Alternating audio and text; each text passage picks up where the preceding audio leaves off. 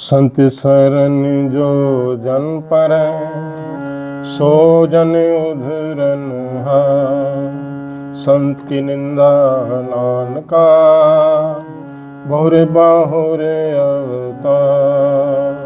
संत सरनी जो जन पर सो जन उधरन हार। संत की निंदा नानका बहुरे बहुरे अवतार।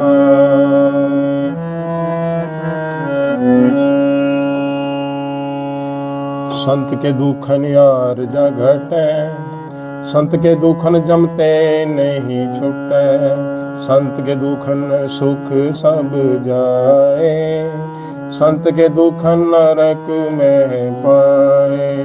संत के दुखन मत होए मलिन, संत के दुखन सो बातें ही। संत के हते को रखे न कोई, संत के दुखन थान प्रस्तु होए। संत कृपाल कृपा जे करे, नानक संत संग निंदक भीतर। संत के दुखन यार जा घटे, संत के दुखन जमते नहीं छूटे।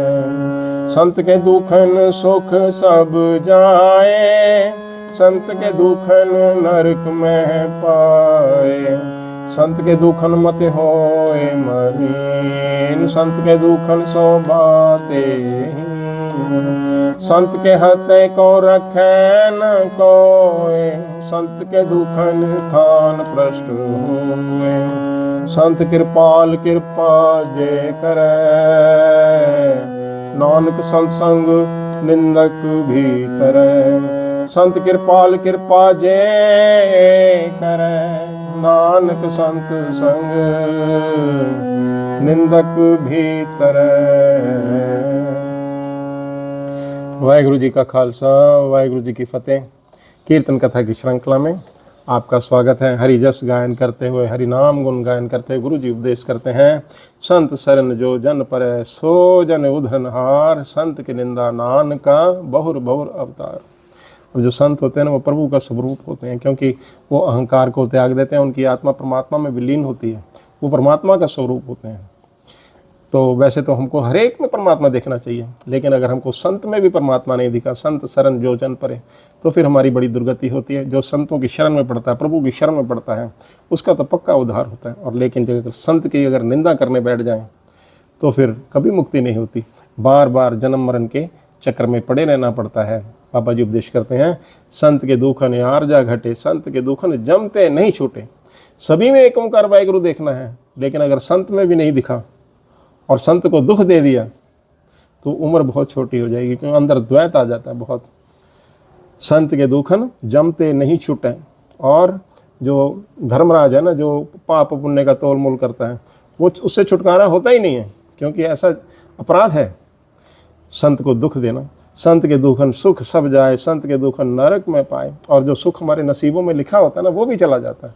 ऐसी द्वैत में हमारा मन फंस जाता है, हमारी शक्तियाँ भी सारी क्षीण हो जाती, क्यों हम एक ओंकार से जुड़ के नहीं जुड़ते, हम द्वैत में पड़ते हैं, और बल्कि हम संत को दुख देते हैं।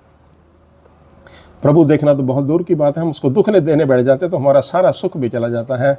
संत के दुखन नरक में पाए, नरक जैसी जिंदगी जीनी पड़ती है। संत के दुखन मत होए मलिन, संत के दुखन सो बातें। अगर संत की निंदा करने बैठ जाए ना, तो हमारी मति भी इतनी मैली हो जाती है, और हमारी जो शोभा होती है वो सब चली जाती है। कोई शोभा नहीं होती इंसान में, कोई भी उसके पास बैठना पसंद नहीं करता, उसके अंदर बिल्कुल शोभाहीन इंसान बन जाता है। संत के हते को रखे न कोई, संत के दुखन थान प्रष्ट होए। जिस जगह संत से नहीं न बनी, जिस आत्मा की संत से नहीं बनी, उसको और भी कोई शरण नहीं देता। संत के दुखन थान प्रष्ट होए। और जिस जगह पर संतों का निरादर हो, संतों की निंदा हो, वो जगह भी भ्रष्ट हो जाती है। संत कृपाल कृपा जे करे, नानक संत संग निंदक भी तरे। परंतु संत बड़े दयालु होते हैं, क्योंकि प्रभु दयालु होते हैं, वो प्रभु का स्वरूप होते हैं।